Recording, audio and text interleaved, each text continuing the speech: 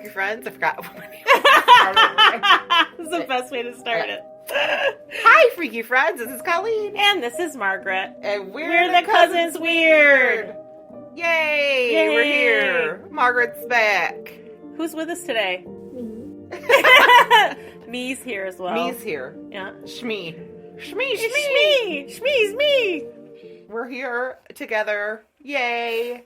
We're gonna have 2 episodes this week. Oh, fantastic. I know. It's been a minute.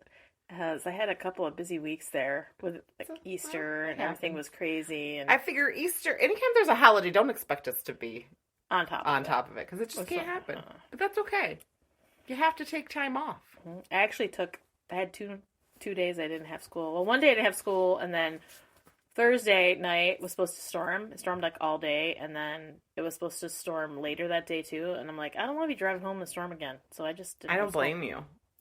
It's stressful, especially when it normally takes an hour and a half to get home, and there's been 4 nights that's taken me 2.5 hours. That's gross. And it's just like you get home and your muscles are tense because you're driving and you're gripping the steering. It's just like it's just exhausting for your body. It's exhausting and stressful, and you go home and you just collapse in bed, and then you're kind of wired at the same time. Right. So you're tired and you don't want to do anything, but your brain is on, like, still in storm mode, and you're like, I can't. It's just my almost 50-year-old heart can't take it anymore. It's like, nope, I'm not doing it. I don't blame you. So. And it's weird because we really shouldn't have to worry about snowstorms at this point, but welcome to Northern New York where there's a snowstorm in June. So you don't know when it's going to end. May. Oh. So when you hear this episode, it will be Eclipse Day. I'm so excited. I hope you all are excited. I'm excited. We're getting 100%, so we're in the full path totality of the eclipse. And everybody needs to play Total Eclipse of the Heart. Exactly the time. Last the I whole know! It's time. just, you have to just because. Yeah. It's a total eclipse, and it's a total eclipse of the heart. Right. And then it's cool because, like, I never thought of this until I started reading things about it. Like, the temperature's going to drop during it. There's certain colors you'll be able to see more vivid, like reds. Reds and blues and greens, they said to wear.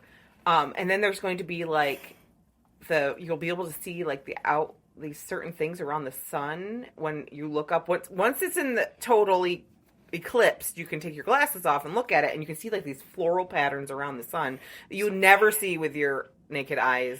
I remember it happening once here. Maybe it wasn't a total. I don't think it was a total, but I think we had a partial. Yeah. But I remember it being cool.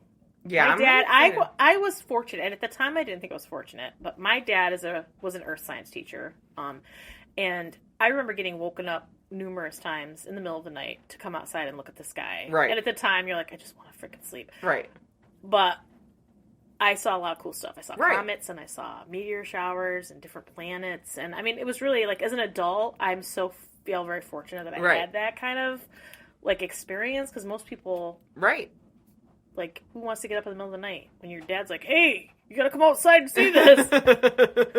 At like 2 a.m., you're like, God. And you know he's not gonna leave you alone unless you just do it. So you just get out of bed and you're in your pajamas. That's good, though. And all that comic, like, because there was a lunar eclipse, the last full moon. Mm-hmm.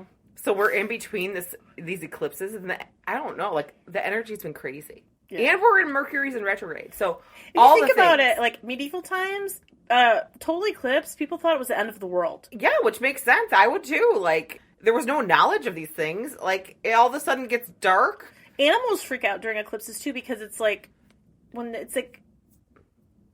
sun is up and the sun sets, it's gradual. Right.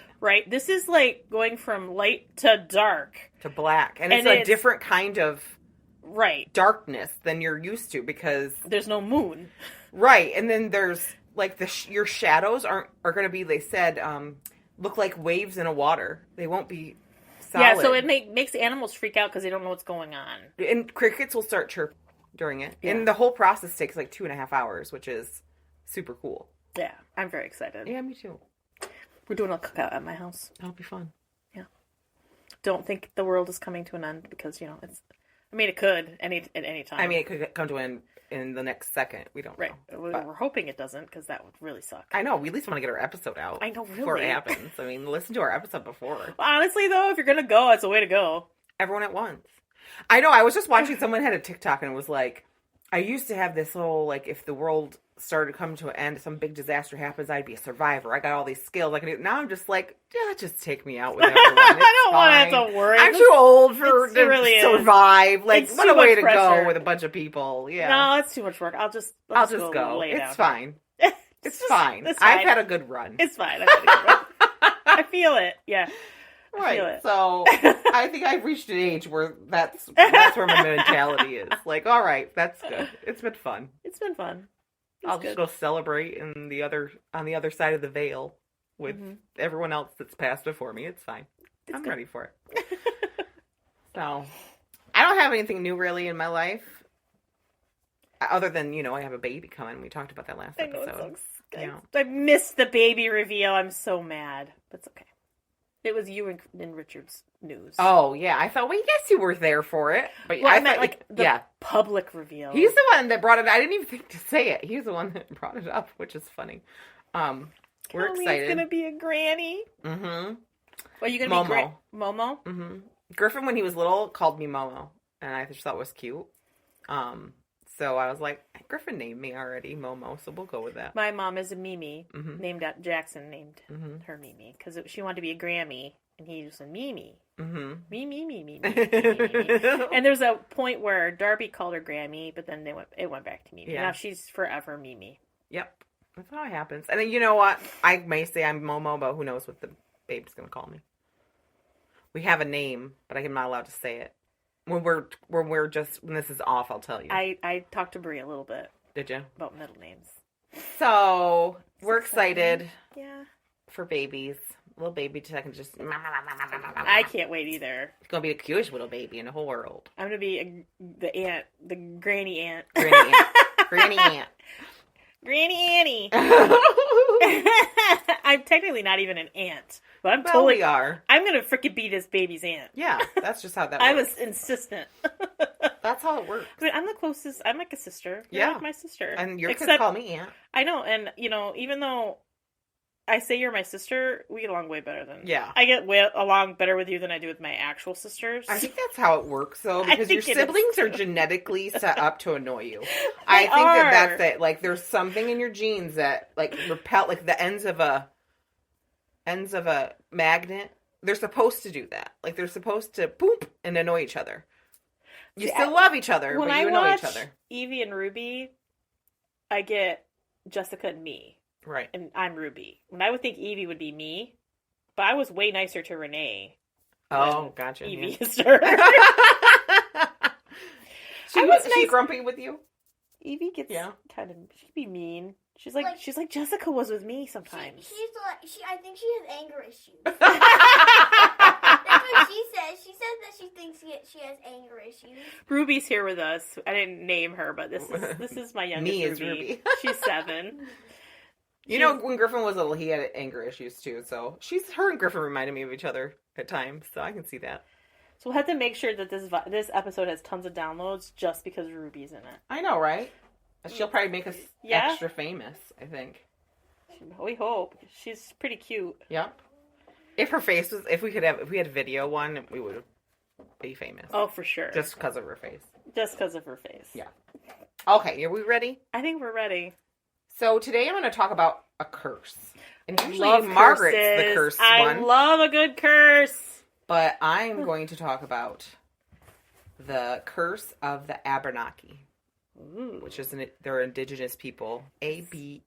The Abenaki. The Abenaki. They were part of the Iroquois, weren't they? They're part of the Wabanaki tribe. We're going to talk about an area that became cursed by them. Ooh. So, hidden within the tranquil town of Brunswick, Vermont, lies a kind of nothing special waterway called Brunswick Springs. Typically, maybe you would probably overlook it, not even paying attention to it. But there's a lore and a story behind it. Ooh. So it draws people to it. It doesn't have a big appearance, really. Its unassuming stream holds currents of mystery that capture the imaginations of locals and tourists.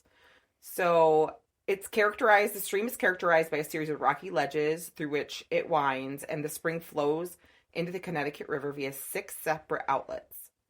What sets the springs apart is not the size or like what it looks like, per se. Like, it's not like this beautiful waterfall or something that draws people. It's the composition of the water. So each outlet is believed to contain a distinct mineral separate from each other. Iron, calcium, magnesium, sulfur, bromide, and arsenic. Crazy. Yeah. Actually, Robert Ripley once named it the eighth wonder of the world, which adds to the lore of the area. So to get to the curse, I got to give you the backstory of the Abenaki. We should go to this place because I love Vermont, and we're not that far. I know. We can go to the covered bridge, Emily's Bridge. Yes. We can go to the Black Agnes, Burlington, and we go to Burlington because Burlington's really cool. It is cool. And I haven't been there since Jackson was tiny, so I need to go. We could totally go to do this. So the Abenaki were a resilient indigenous people, and they have deep roots in northeastern woodlands of Canada and the United States. They're part of the larger Wabanaki Confederacy, and they share a close connection to the land that has sustained them for generations. Like all indigenous tribes and people, the land is sacred, right? Mm-hmm. Their land is sacred to them. The eastern Abenaki primarily inhabit the regions of Maine, while the western made their homes in landscapes of Quebec, Vermont, and New Hampshire. They embrace the lifestyle deeply rooted in the relationship with the natural world, relying on agriculture, hunting, fishing, and gathering to sustain themselves. So utilizing the land as what we know of when we speak of indigenous. So this is from an article from Hetty, Vermont. The Abenaki and their ancestors have lived in Vermont for over 12,000 years. But in the last 500 years, their population has been decimated. Before the Europeans brought the plagues that struck northeastern North America as early as 1535, researchers estimated that the native population in New England numbered more than 90,000. Isn't that insane? Insane. It's disgusting. I know.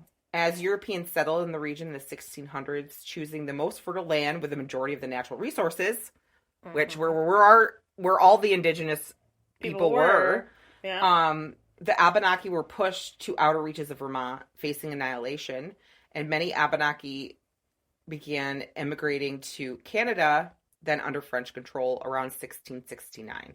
So they were getting out of Dodge because their land was getting taken over and they were being killed. On site, probably. Yeah. No questions asked. Just shoot them. The Abenaki who chose to remain in the United States didn't fare as well as their Canadian counterparts.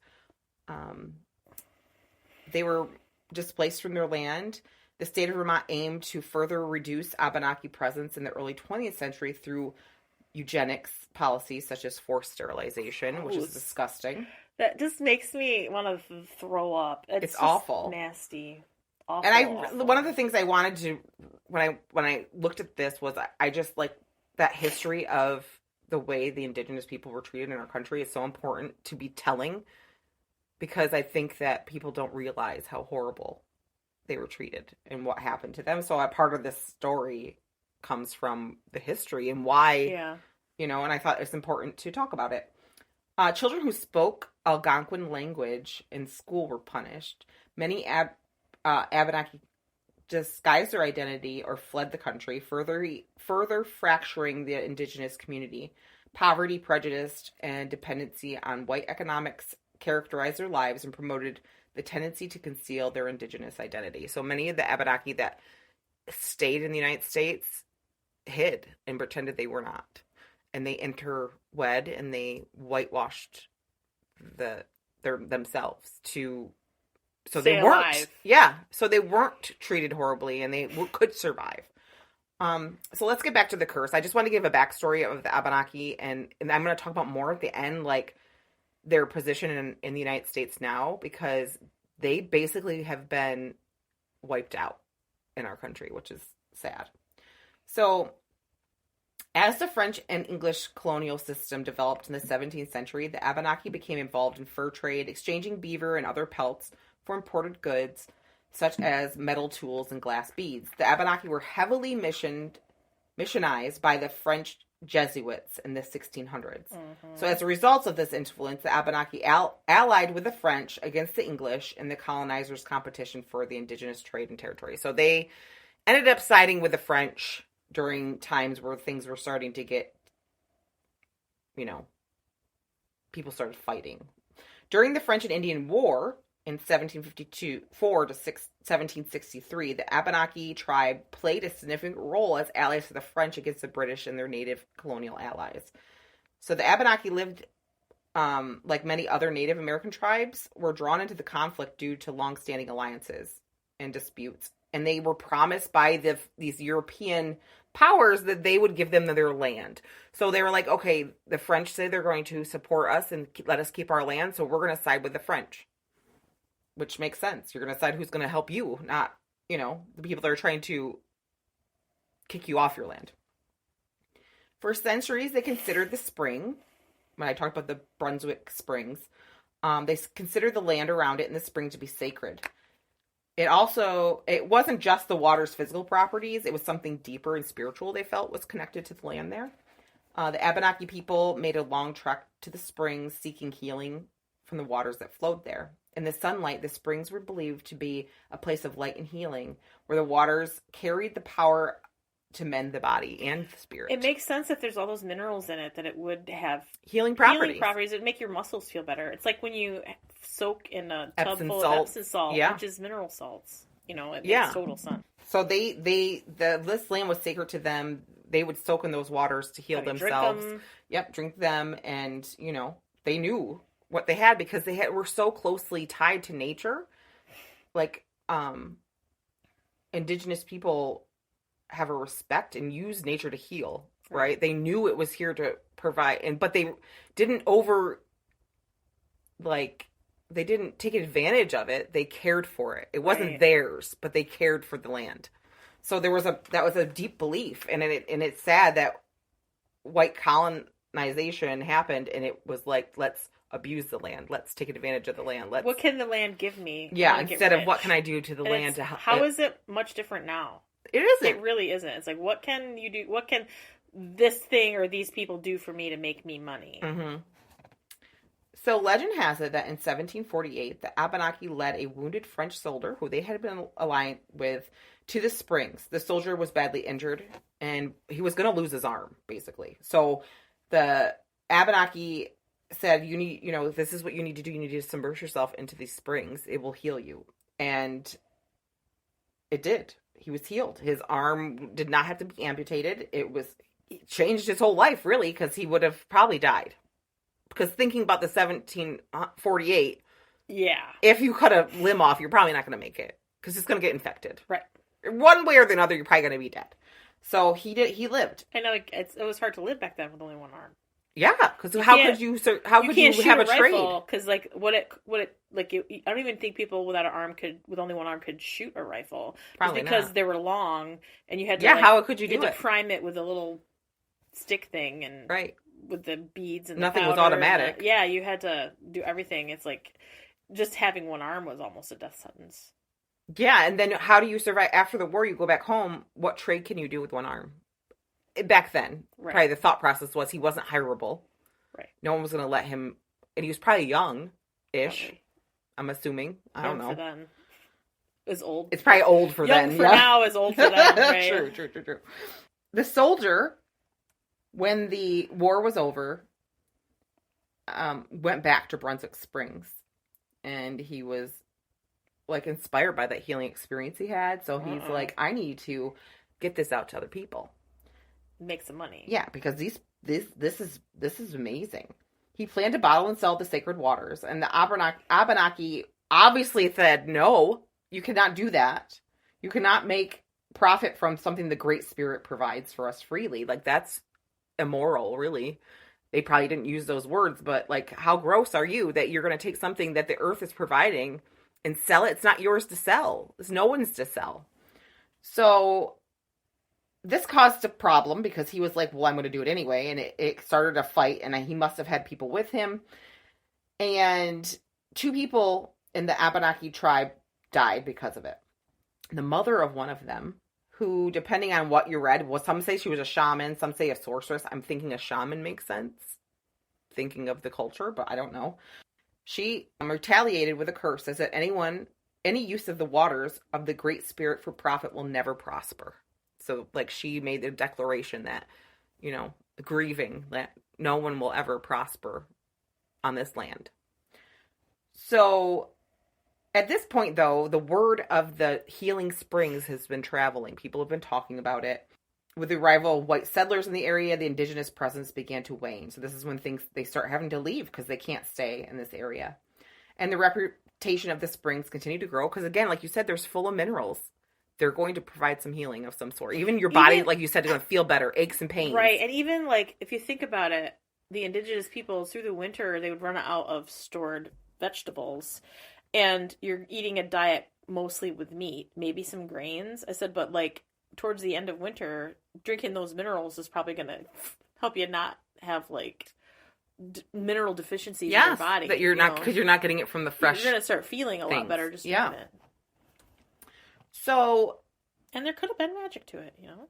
Well, the earth heals. It does. Food can heal or kill us, right? Depending on what you're putting in your body. True. So, by the mid-19th century, Brunswick Springs became a mecca for health seekers. People traveling from coastal Maine to sample Vermont's healing waters. It was advertised as a cure-all for a multitude of ailments, including kidney problems, consumption, rheumatism. The springs attract a diverse array of visitors in search of vitality and renewal. So that was during that mid-19th century, people were all about... Yes, the Kellogg. Yes, exactly. Like going up into the mountains and healing yourself. Tuberculosis, go to this retreat in the mountains and eat nothing but oatmeal and...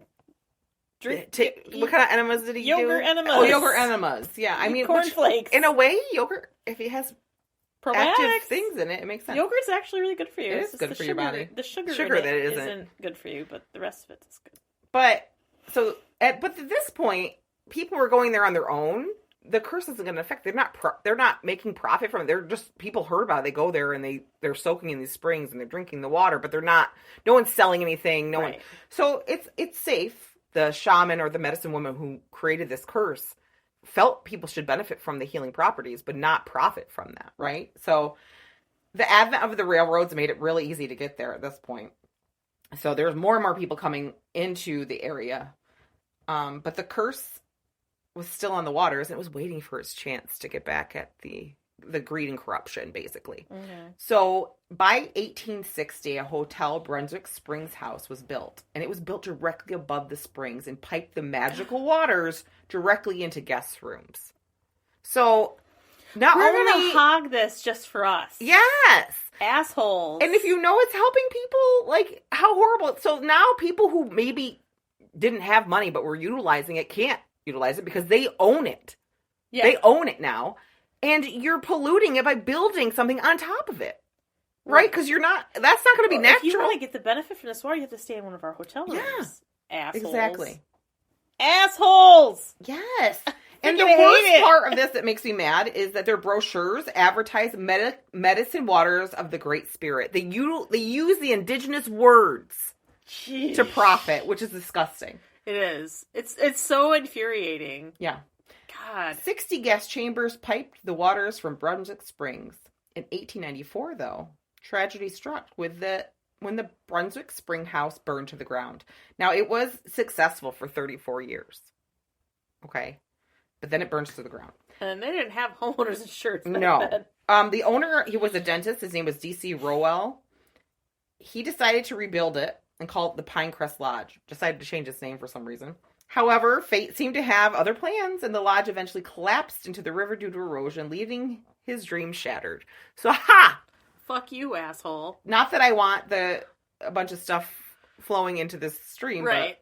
But, nature takes over. Nature this finds is when, a way. That's right. It's to quote Jurassic Park. To quote Jurassic Park. Because I'm a big dork. Which, that's a great movie. It really is. It's a great movie, and there's some great quotes in that really hold on to your butts. Time. Hold on to your butts. But this is off topic. That is one of those movies. If it's on, if I see it, I have to watch it. I have to stop and watch it. It's just that good. I remember seeing the theater and being in awe. Like, oh my god, those dinosaurs look real. I'm gonna die. Yeah. And can we just talk about Jeff Goldblum in that movie? Oh. He's so hot. He really is. He's so freaking intelligent, and the way he delivers. Oh my god, I can't even handle it. Peak Jeff Goldblum.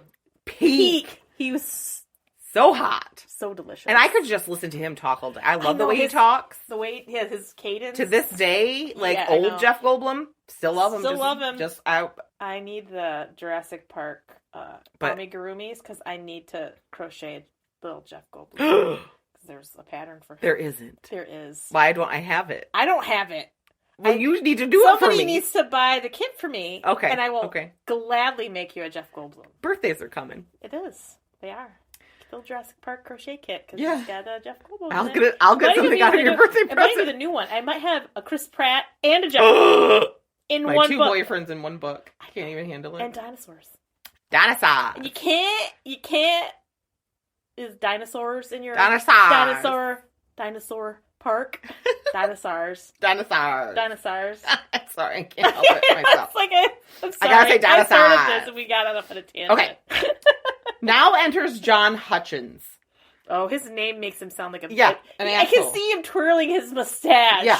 Like, just his name. He's like, there this greasy mustache twirling it. He's driven by ambition and greed. Of course. He's successful in lots of ventures, including pharmacy, real estate, and mortuary services. So the man diversified. Very smart. You always diversified. Get multiple sources of income in is a good thing. I will say, though, if you're not reaping your benefits from the cost of others. Being a mortician is recession-proof. Oh, yeah. People die. People go into debt to bury their loved ones. They do. And it's disgusting. It is awful. He saw Brunswick Springs, obviously, as a golden opportunity for more money. How more can I diversify my portfolio here? He had an insatiable appetite for profit. Of course he didn't care about what happened in the past there. You know, there's a fire. Oh, yeah, it fell. I know I can do better than that. I know what I'm doing. So he was convinced that the Springs had a potential for a grand resort destination, which makes sense. People were traveling there anyway. Mm-hmm. And he was going to combine his pharmaceutical background with this new resort opportunity to make it more attractive. So on December 19th, tragedy struck again when Hutchins' brand new resort hotel burned to the ground before it even had a chance to open its doors. Good. Asshole. I'm terribly evil. Well, he's evil. I love when people get their comeuppance. It's more about karma, buddy. And I always say I'm the mean girl. I'm like the Dexter of mean girls. Like, if you're a mean person, I want to be mean to you. I won't even find a fault in you if you're not a mean person. I won't even think to say the things I can say about someone that's not nice. But I can go real mean. I get real petty, too. Me, too. I'll start talking about your clothes and your hair and your teeth. I'll just rip you apart. But only if you're a horrible person. Exactly. I don't see those things otherwise. Right. Because you're ugly when you're bad. Right. The evil comes out and the ugliness from the inside comes the outside. It oozes. Even you might not notice it at first, but it's there. It's there. There's a stink to it. There's a stink. Stink, stink, stunk. So he's undeterred by this. He is not afraid. Oh, there's rumor. Well, I got burnt my arm at Easter. Yuck. I know. And that's what it looks like now? Yeah. Nasty. It doesn't hurt. It's going to leave a bad scar. Okay. I've been putting stuff on it. You did a couple of layers there. Yeah. Went through a couple of layers. It's probably 2nd degree. I burnt myself trying to take mac and cheese out of the oven because I didn't want my mom and Brie to hurt themselves. So I hurt myself because I am a klutz. If there's an oven on, I will find a way to burn myself on it. Toaster. Stupid. I burn myself all the time on my freaking hot cabbie at work. I'm not even working around an oven. It's a hot towel cabbie that gets so hot that if my hand is slightly wet, it goes and then I'm like, oh, I have burned fingers. And you try to rub somebody's face with a big burn on your hand. This is why I use my air fryer all the time. It's harder to burn yourself on that. I would find a way. I would be able to. You'd have to put your hand in and push it way up. I probably would. Because you pull the thing right out. I can burn myself on, like, the hot food I'm taking out, but not on the thing itself. I would get burned somehow. Body likes to burn itself. It's terrible. So, there's rumors of the curse going around, like this has happened before. We think the land's cursed. He's like, I don't believe in curses. I'm not superstitious. We're going to rebuild. So he hired a contractor, Harry Savage, and he spared no expense in constructing a 4.5. You just gave another Jurassic Park quote. I did. Spared no expense. Oh, I'm sorry. I'm just connected. Me and Jeffy are connected. Every everything you say can be traced back to Jurassic Park. There's like the 7 degrees of Kevin Bacon. Yeah. 7 degrees of Jurassic Park. Today, this episode, which is weird because it has nothing to do And with it has dinosaurs. every kind of famous person you could think of has been in it. I know. It's crazy. So, he spares no expense in constructing this magnificent 4.5-story hotel, complete with 60 rooms, plate glass window. Oh, shoot. I think it's flipping, flopping. Turn back. Stop it. 60-room plate glass windows featuring the spring's waters piped directly into them. His new hotel promised to be a remarkable rarity in northern Vermont. However, tragedy strikes again. May 15th, 1930, just a month before the grand opening, when fire broke out in the storage room. Despite valiant efforts of the night watchman, the building was consumed in flames, cutting off communication as the fire went out and they had no way to get a hold of people to come put the fire out. So it's done.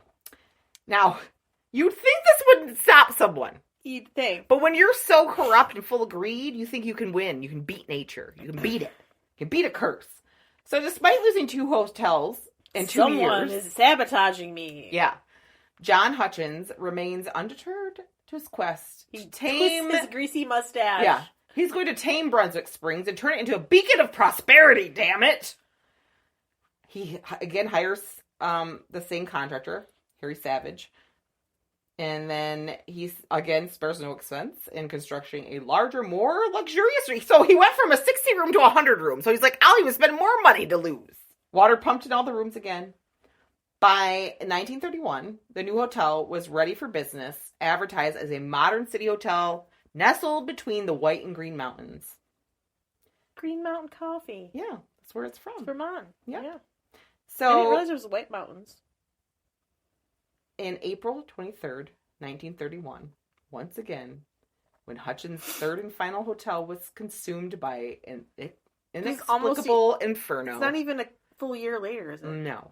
It's the same year it opened. It was by spring of... It was ready to open of 1931. In April, it was already on fire. Third time was a charm, though. He chose not to rebuild after this. In the years that followed, no one else dared to defy the Great Spirit. And no one else has attempted to resurrect the Doom Resort. Like, people are like, nope, we're not stupid. We're not going to do this. Because that was how many? 5? Technically 5.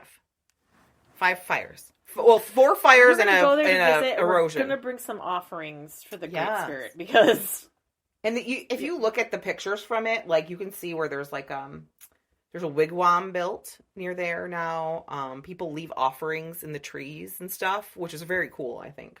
As long as they're biodegradable. After the fires happened, there's actually some other tragedies that happened in there.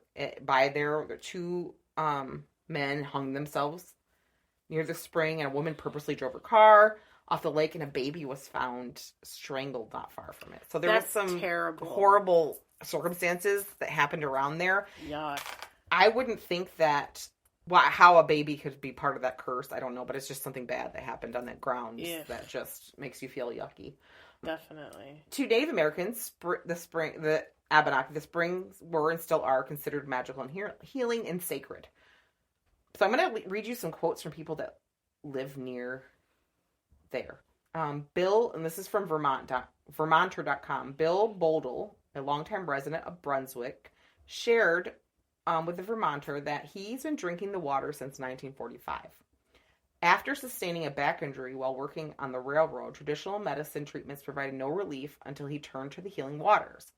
His quote is, "I'm telling you, the stuff will heal. A lot of people use it," he emphasized.